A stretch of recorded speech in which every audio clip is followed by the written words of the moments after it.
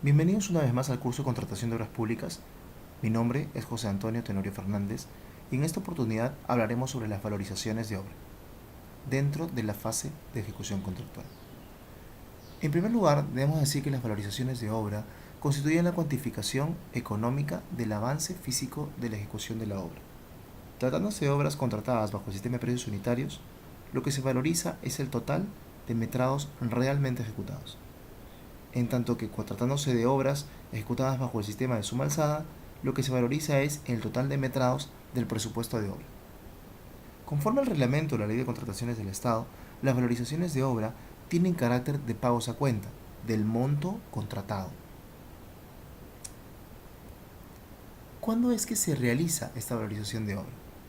La norma prevé que esta valorización o las valorizaciones de obra se realizan en los periodos o con la periodicidad prevista en las bases integradas del proceso, la misma que puede ser semanal, quincenal, mensual, bimensual, trimestral, etc. Todo depende de lo que haya previsto la entidad. Es importante tener en cuenta lo siguiente. Es la entidad quien elabora las bases del proceso y quien finalmente integra dichas bases. Por lo tanto, es la entidad quien desde un inicio fijó la periodicidad de la valorización de la obra. Sería, si bien es legalmente posible que ambas partes durante la ejecución del contrato modifiquen esa periodicidad, la eventual decisión en ese sentido no solamente, no solamente está legitimada por el solo hecho de que ambas partes la pacten, sino que es importante que la entidad o el representante de la entidad que decida modificar esta previsión inicial, es decir, si ya la entidad había previsto en el expediente técnico de obra y en las bases del procedimiento cuál es la periodicidad en la que deberían realizarse o la periodicidad con la que deberían realizarse las valorizaciones de obra, debería haber igualmente un sustento técnico que justifique que el titular o el funcionario competente de la entidad pacte durante la ejecución del contrato una modificación a esa periodicidad. Por lo tanto, no es solamente el hecho de que se modifique, porque es posible legalmente, sino que debe tener el sustento técnico respectivo. Ahora bien, ¿quiénes realizan la valorización de obra? La valorización de la obra se realiza por parte de la entidad a través del inspector o supervisor y por parte del contratista a través de su residente de obra. Ambos, en forma conjunta, residente inspector o residente supervisor, realizarán la valorización de lo ejecutado efectivamente. El cálculo está previsto en los incisos 166.2 del artículo 166 del reglamento y en el 166.3 del mismo artículo del reglamento de la Ley de Contrataciones del Estado. En el caso de obras a precios unitarios, la valorización se realiza considerando el monto, el metrado ejecutado, el precio unitario ofertado, al cual se le agregan los gastos generales ofertados y la utilidad ofertada.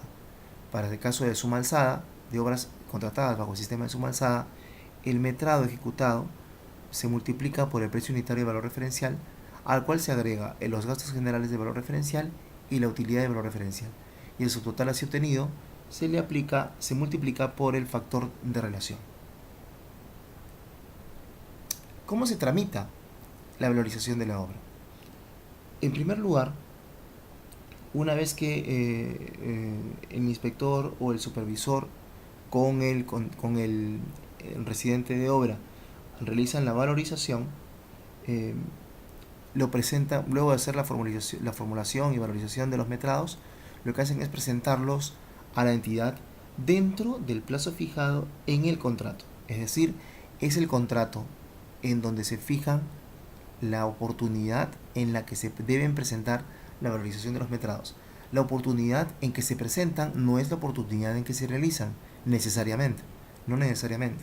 El contrato debe fijar cuándo se presenta a la entidad la valorización correspondiente. Una vez presentada esta valorización a la entidad, lo que hace la entidad es entregarle al inspector o supervisor para la revisión correspondiente y para que emita naturalmente un informe a la propia entidad. El artículo 166.6 del reglamento prevé que quien aprueba la valorización de obra es precisamente el inspector o supervisor.